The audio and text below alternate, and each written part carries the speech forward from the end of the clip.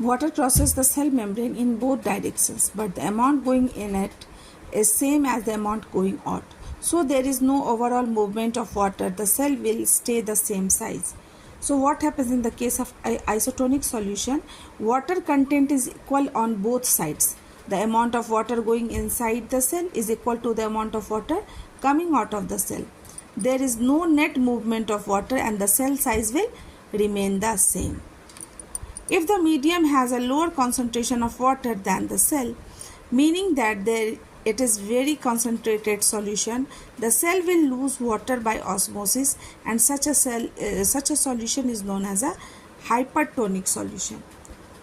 So in the case of hypertonic solution, the external solution will have more concentration as compared to the cell. And what happen, the more water present inside the cell will pass out, and this phenomenon is known as exoosmosis. And here what will happen, the cell will shrink as the water will pass from the cell to the outside environment.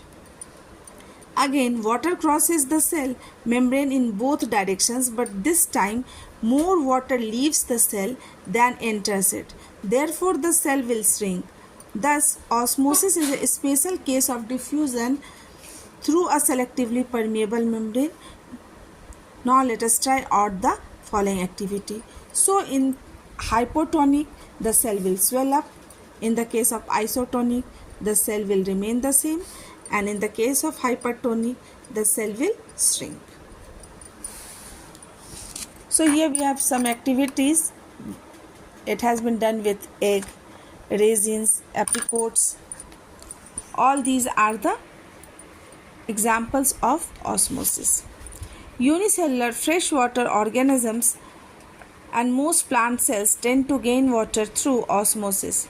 Absorption of water by plant roots is also an example of osmosis. Thus, diffusion is important in exchange of gases and water in the life of a cell. In addition to this, the cell also obtains nutrition from its environment. Different molecules move in and out of the cell through a type of transport requiring use of energy. So, we have studied about diffusion and osmosis. Both these processes are very important for exchange of gases, water, other molecules, ions, nutrition from outside cell to inside as well as from inside to the outside. And for this we have a transport, for example active and